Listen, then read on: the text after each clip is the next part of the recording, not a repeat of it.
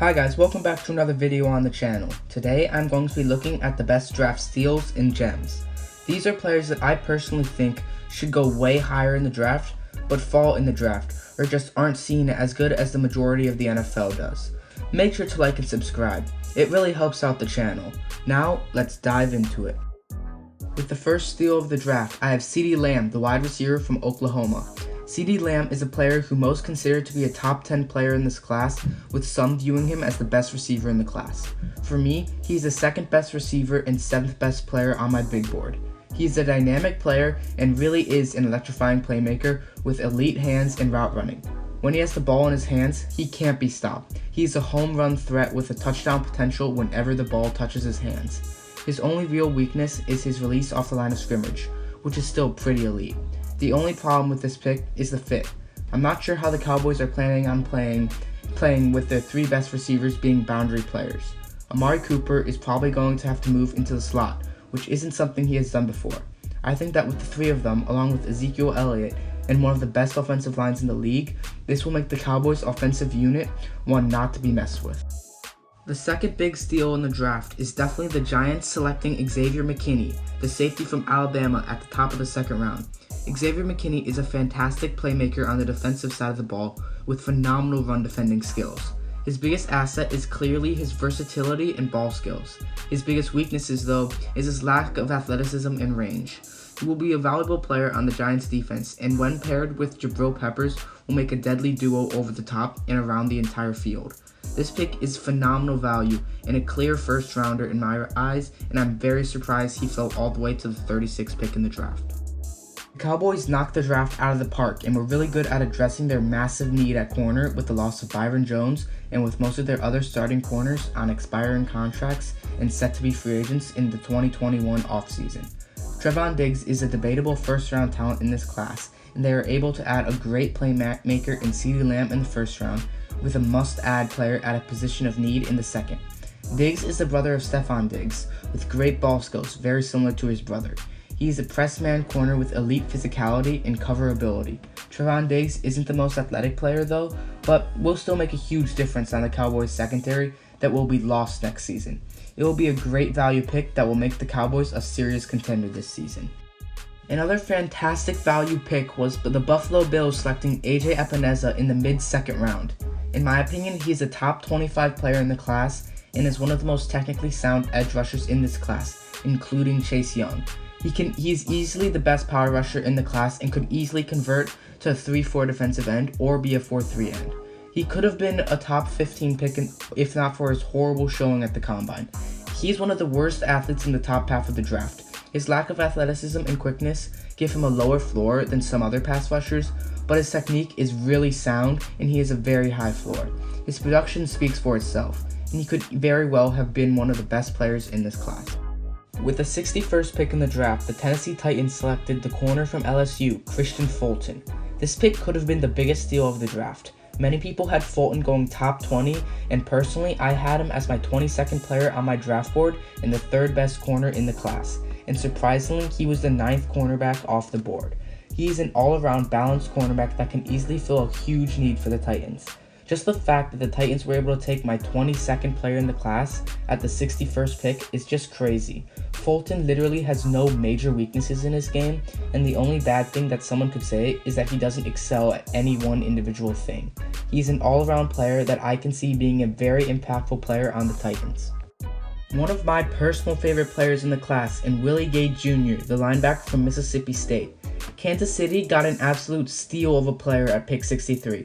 Personally, Willie Gay is a prototypical modern-day linebacker. He is a hell of an athlete that can drop back into coverage and play the run amazingly.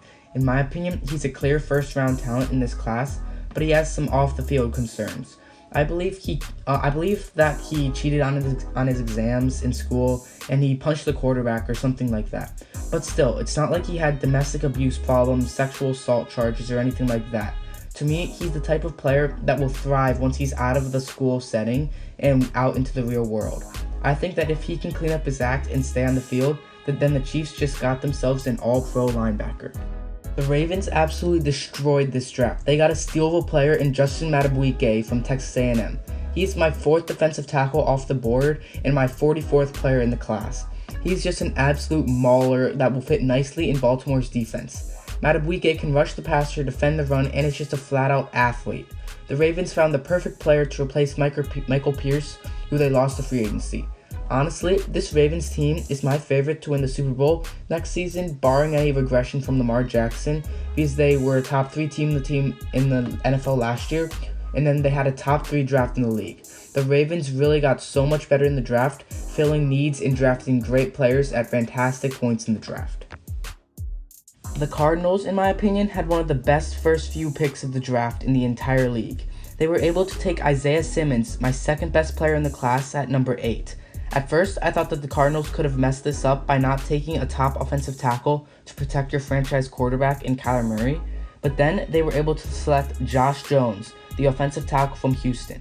Josh Jones is pretty much the consensus 5th tackle in the class, and are able to get 2 great value selections that really improve their team. Jones is one of the best pass blockers in this entire class, and only allowed 2 pressures and 1 sack in his senior season at Houston. This draft was phenomenal for the Arizona Cardinals, and in a season or 2, they could become serious contenders in the NFC West. The Saints were able to get a crazy steal in Zach Bond, the linebacker/edge rusher out of Wisconsin. Personally, Zach Bond is my 5th linebacker in the class and my 39th player in this draft. In my opinion, the Saints are going to try to convert Zach Bond to off-ball linebacker because of the scheme that New Orleans runs and Bond's size. I think that he could have easily been a first-round talent if he went to a team like New England, the Dolphins, or the Lions, because they run a hybrid system that can rush the passer and drop into coverage. Bond is probably going to be a bit of a project player because of his conversion to off-ball linebacker. He probably will be a very impactful player in a couple seasons and could very easily be a good replacement in the future for Demario Davis.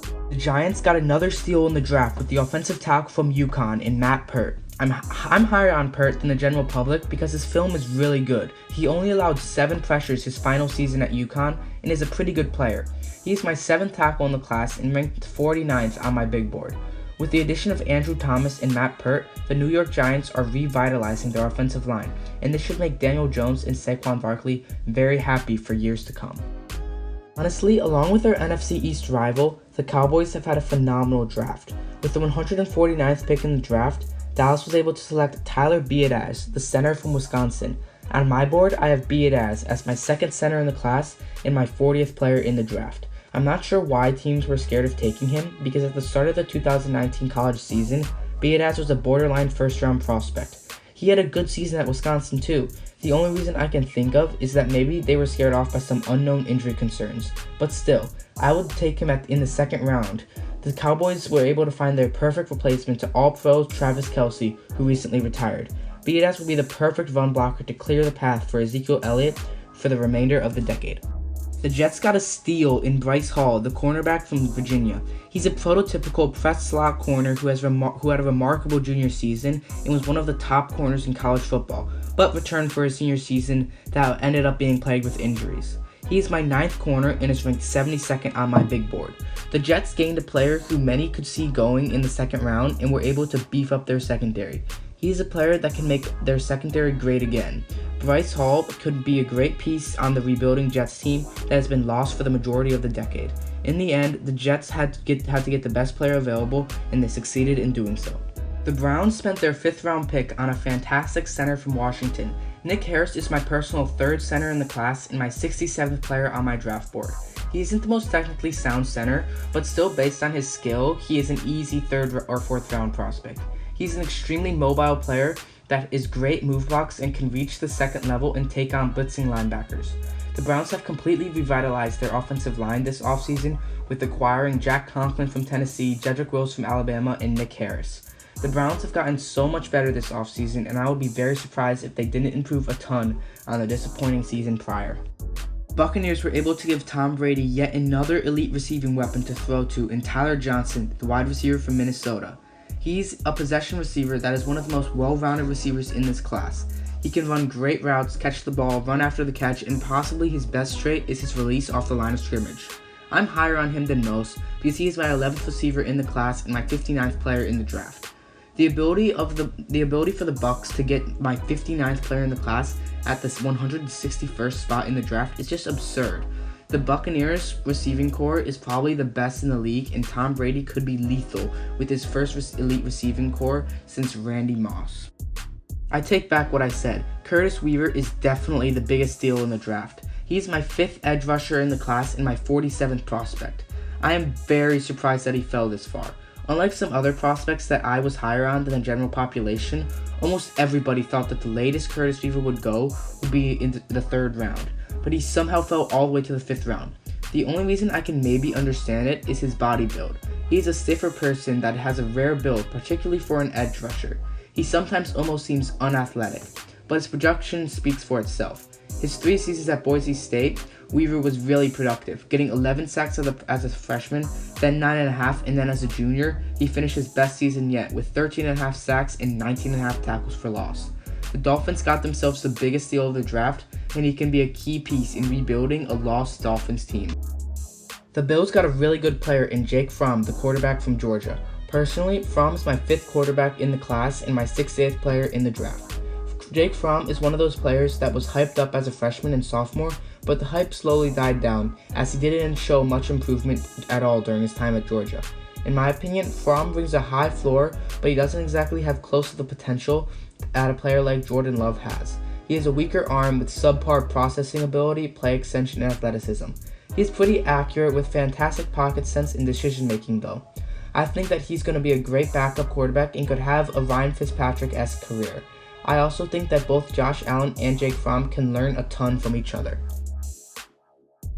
The Broncos got one of the most high upside players in this class. Netane Muti is an easy 1st round talent if he can stay healthy. But there's a big if. He has never played a whole season at Fresno State, but when he has been on the field, he is a clear 1st rounder. Netane Muti is an offensive lineman with one of the most entertaining highlight reels for linemen. He's so powerful, he is an absolute beast, and if he can stay healthy, then he can easily be one of the top guards in the NFL. This is one of the most valuable picks in the draft, and if he pans out, the Broncos can come away with one of the biggest steals of the draft. Thanks for watching. I hope you enjoyed the video, and if you did, please leave a like and subscribe. And until next time.